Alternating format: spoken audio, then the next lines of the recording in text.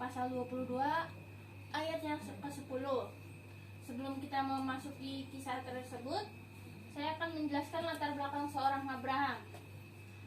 Kisah Abraham ini dimulai setelah surutnya air bah, di mana Tuhan murka kepada manusia dan mengirim air bah. Hanya keluarga Nuh yang dianggap baik di mata Tuhan. Nah, Nuh ini mempunyai anak 3, Sem, Ham, dan Yafet. Nah, Sem ini memiliki keturunan, yaitu Terah. Yang kita tahu bahwa Terah ini adalah bapaknya Abram. Sebelum Abram menjadi Abraham, dia namanya diubah karena perjanjian Abraham kepada Tuhan.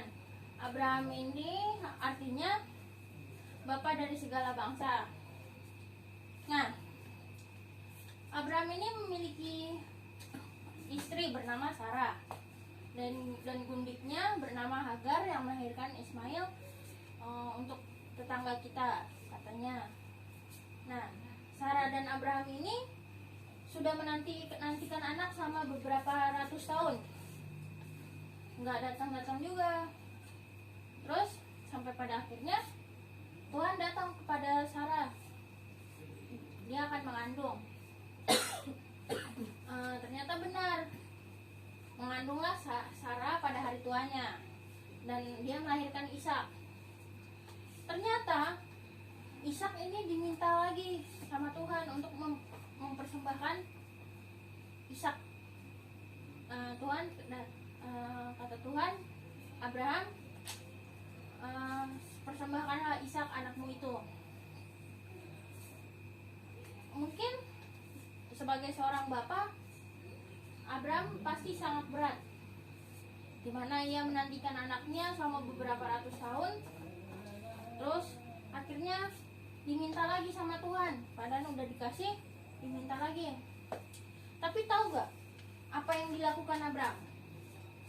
Pada ayat 10 dikatakan, sesudah itu Abraham mengulurkan tangannya, lalu mengambil pisau untuk menyembelih anaknya. Di sini kejadian tidak terduga, di mana Abraham tidak membantah Tuhan Yesus. Nah, kita mempelajari bahwa sifat Abraham ini taat dan setia kepada Tuhan. Apa sih yang membuat Abraham ini dapat melakukan hal tersebut, taat dan setia pada Tuhan? Mungkin secara manusiawi kita nggak akan ngasih, pasti kita akan bantah, karena itu anak kita sendiri, nggak mungkin kita bakal mau bunuh anak kita sendiri. Tapi saya yakin bahwa Abraham ini punya iman yang besar. Dia percaya pada Tuhan, dia mengenal Tuhannya, dia tahu Tuhannya tidak akan merancangkan hal buruk bagi dia, Tuhannya merancangkan hal yang baik bagi dia. Kuncinya adalah iman. Iman yang kuat menimbulkan kesetiaan dan ketaatan yang besar juga. Nah, ada 3 cara yang saya ambil untuk menumbuhkan iman. Pertama, ada persekutuan, berdoa, dan membaca Alkitab.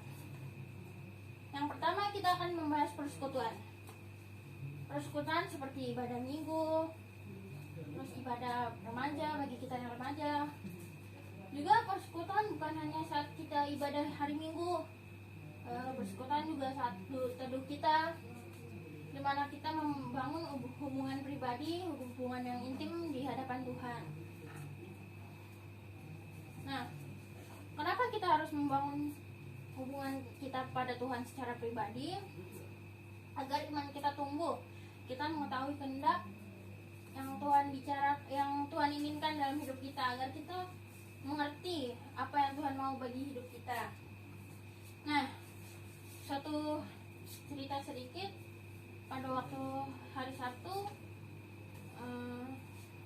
ada ibadah, tapi saya lagi gak mood, lagi sedih, marah. Terus saya mikir, diam,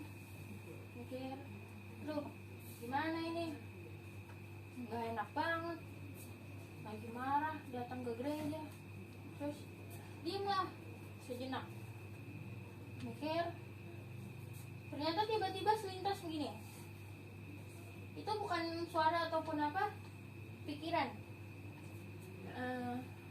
kayak suatu pikiran rindu sama Tuhan, nggak tahu dari mana, ada gitu lah.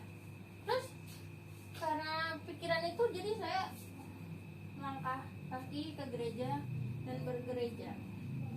Yang kedua dalam menumbuhkan iman adalah baca Alkitab. Kita orang Kristen tidak mungkin mengenal Tuhan tanpa membaca Alkitab. Abraham, saya yakin dia iman besar itu karena dia sering bersekutu, mendengarkan firman Tuhan. Walaupun zaman dulu nggak ada Alkitab, tapi pasti dia sering membangun mezbah, dia berbicara pada Tuhan, dia menjalin hubungan dengan Tuhan, dan dia mengenal Tuhannya. Makanya sebagai orang Kristen kita perlu membaca Alkitab. Untuk apa? Untuk mengenal Tuhan kita. Bohong kalau misalnya kita bilang aku taat sama Tuhan, tapi kita nggak pernah baca Alkitab. Padahal semua Alkitab, semua firman-Nya, kehendaknya semua ada di dalam Alkitab. Jadi nggak mungkin kita bisa tahu Tuhan siapa Tuhan kita kalau kita tanpa membaca Alkitab. Yang ketiga ada doa. Berdoa adalah bentuk komunikasi kepada Tuhan. Dalam 3 pokok doa itu ada 3 pokok. Yang pertama bersyukur, meminta berkat, dan meminta pengampunan. Pertama-tama yang harus kita lakukan dalam berdoa adalah bersyukur. Bersyukur atas nafas kehidupan yang Tuhan telah berikan. Terus bersyukur atas keluarga, walaupun keluarga kita tidak sempurna, tapi tetap harus bersyukur karena keluarga adalah karya dari Tuhan. Terus meminta berkat pada Tuhan, apa yang ingin kita mau. Nah, dalam meminta berkat ini ada 3 jawaban Tuhan: iya nanti, iya sekarang, dan tidak. Tapi yang pasti kita tahu bahwa jawaban Tuhan itu yang terbaik bagi kita, karena rancangan kita bukan rancangan Tuhan. Yang terakhir tuh 3 pokok doa tersebut ada minta pengampunan. Kenapa kita harus minta ampun? Setiap kita pasti sehari pun nggak mungkin nggak melakukan dosa, pasti kita melakukan dosa.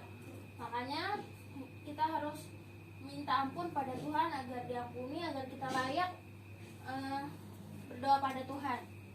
Karena saya pernah dengar kalau dosa kita itu adalah penghalang doa kita.